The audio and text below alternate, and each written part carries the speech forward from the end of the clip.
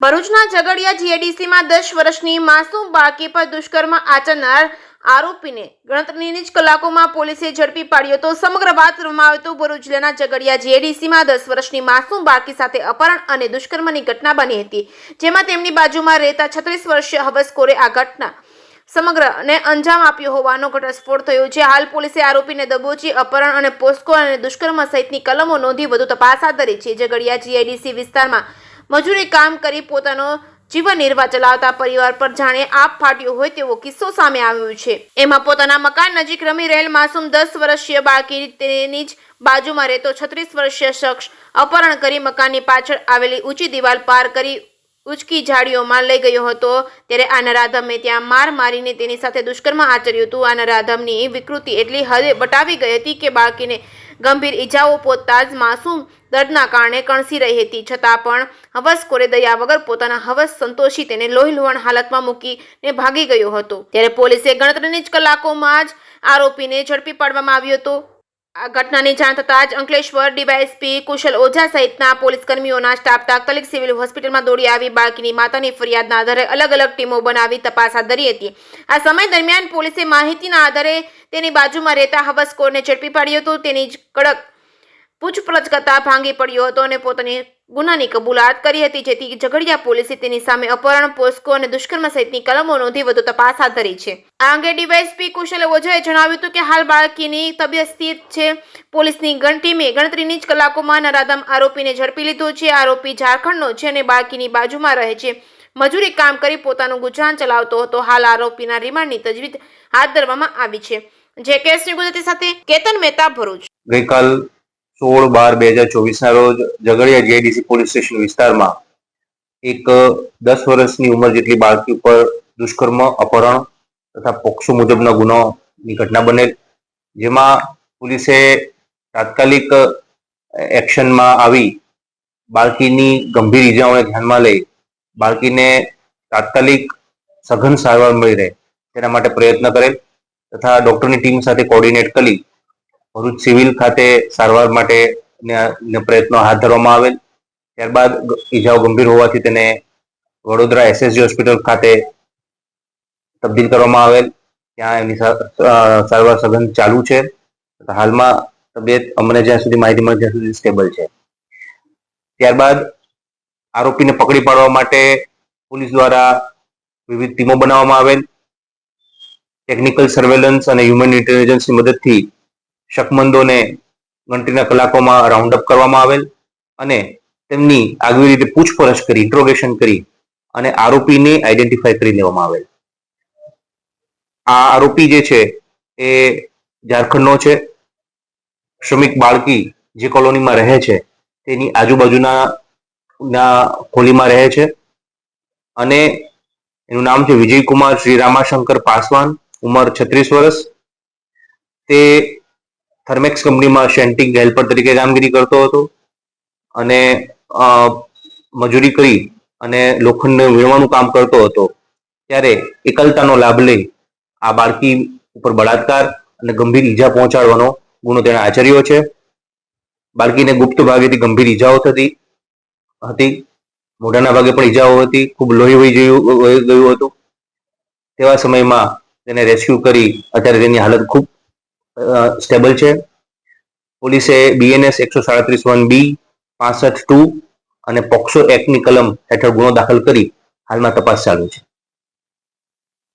16 તારીખે Jhagadia GIDC police સ્ટેશનના police sub ઇન્સ્પેક્ટરને ખબર પડે છે કે એક બાળકીની ગંભીર ઈજા થઈ છે અને એની સારવાર માટે એને ઝઘડિયાથી ભરૂચ શિફ્ટ કરી છે। આ મેસેજ પ્રાઇવેટ માણસ મારફતે મળતા ઝઘડિયા પોલીસ તાત્કાલિક સિવિલ હોસ્પિટલ ભરૂચ પહોંચે છે અને સિવિલ હોસ્પિટલ ભરૂચમાં એ ખબર પડે છે કે એક આશરે 10 થી 12 વર્ષની બાળકીને ગુપ્ત ભાગમાં ખૂબ જ ગંભીર પ્રકારની ઈજાઓ થયેલી છે અને કોઈ વ્યક્તિ એની સાથે કૃત્ય કર્યું છે।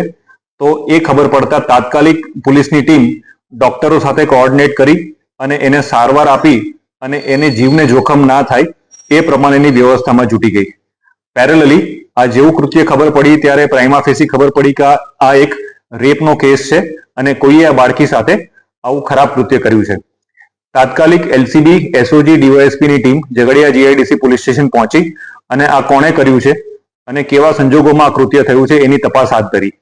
આશરે 12 કે 13 કલાક કન્ટિન્યુઅસ લોકોની પૂછપરછ કરતા, જ્યાં બનાવ બન્યો છે ત્યાં વિઝિટ કરતા અને આજુબાજુના ઘણા લોકોને ડિટેન કરતા ખબર પડી કે એક વ્યક્તિ જેનું નામ છે વિજય પાસવાન, આ વિજય પાસવાને આ બાળકી ઉપર રેપ કર્યો છે અને એના ગુપ્ત ભાગમાં અમુક મેટાલિક પાર્ટ ઇન્સર્ટ કર્યો છે, જે ખૂબ જ ખરાબ કૃત્ય થયું છે. આ ખબર પડતા વિજય પાસવાનને એરેસ્ટ કરી અને આગળની લીગલ પ્રક્રિયા તપાસ ટીમ દ્વારા કરવામાં આવી રહી છે. આ કૃત્ય ખૂબ જ ખરાબ થયું છે. સરકાર આ બાબતે ગંભીરતા રાખવી અને પેરેલલી બેસ્ટ સારવાર મળી રહે એના માટે ડોક્ટર્સની ટીમ અપોઇન્ટ કરી છે અને બાળકીને પ્રથમ એક ઓપરેશન ભરૂચમાં થયા બાદ એને એસએસજી હોસ્પિટલ બરોડા રિફર કરી છે, જ્યાં પોલીસની ટીમ અને ડોક્ટર્સની ટીમ એને બેસ્ટ મેડિકલ સર્વિસીસ મળી રહે એ પ્રમાણેની વ્યવસ્થા કરી રહ્યા છે. પેરેલલી જ્યારે આ વ્યક્તિએ આવું કૃત્ય કર્યું છે તો આરોપીની ધરપકડ કરી.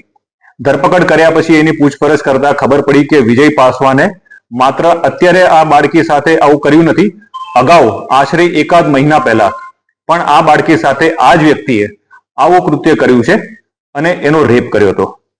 આ ખબર પડતા તાત્કાલિક અમે લોકોએ તપાસ ટીમ, FSL અને ડોગને બધાને સ્થળ ઉપર બોલાવી અને પુરાવા મેળવવાની પ્રક્રિયા ચાલુ કરી છે. પેરેલલી બાળકીની સારવાર સારી રીતે રહે, એના મધર ફાધરને વિક્ટિમ કમ્પેન્સેશન હેઠળ મળવાપાત્ર તમામ કમ્પેન્સેશન મળી રહે એ પણ અમે લોકો ખાતરી કરીએ છીએ અને તપાસને સારી રીતે પૂરી કરવા માટે અને સમય મર્યાદામાં પૂરી કરવા માટે એક તપાસ ટીમની રચના કરવામાં આવી છે, જેમાં ડીવાયએસપી અંકલેશ્વર તપાસ ટીમના હેડ છે, ઝઘડિયા પીઆઈ ઇન્વેસ્ટિગેટિંગ ઓફિસર છે, LCB ને SOG ની ટીમ એને ફોરેન્સિક્સ અને સાયન્ટિફિક એવિડન્સ ભેગા કરી અને એના વિરુદ્ધ સમય મર્યાદામાં ચાર્જશીટ કરશે. અને જ્યારે આવા ગંભીર પ્રકારના કેસો દાખલ થાય છે ત્યારે સરકારનો જે અભિગમ છે કે એને તાત્કાલિક બાળકીને ન્યાય મળી રહે અને મા બાપને ન્યાય મળી રહે એના માટે સ્પેશિયલ પીપીની પણ દરખાસ્ત પોલીસ દ્વારા કરવામાં આવશે અને ટૂંક સમયની અંદર જેણે આ કૃત્ય કર્યું છે એ વિજય પાસવાનને કડકમાં કડક સજા થાય એ પ્રકારેની કાર્યવાહી ભરૂચ પોલીસ કરશે. સર, સમગ્ર પ્રકરણમાં કેવા પ્રકારની ઈજા થઈ છે અને કઈ કલમનો ઉમેરો થશે પાછળ? બેઝિકલી જ્યારે ગુનો દાખલ કર્યો ત્યારે 137, 65 અને પોક્સો એક્ટ BNS ની અલગ અલગ સેક્શનમાં, પણ જ્યારે અમને ખબર પડી કે બાળકી સાથે માત્ર આ કૃત્ય નહીં પણ એની ઉપરાંત એક મેટાલિક રોડ સાથેનો પણ એની જોડે વ્યવહાર થયો છે ખરાબનો, તો અમે લોકોએ BNS ની સેક્શન 109 એટલે કે જૂની એક્ટની આપણી 307 નો પણ ઉમેરો કર્યો છે. એટલે તમામ સેક્શન જે લાગુ પડતું હશે એ અમે લગાડી છે અને હજી બી જો કોઈ બીજા એવિડન્સ મળશે અથવા બીજો કોઈ કૃત્ય થયું હશે તો એની પણ તપાસ અમે કરશું. બાળકી ગંભીર હાલતમાં હતી જ્યારે ભરૂચ સિવિલ હોસ્પિટલમાં આવી હતી.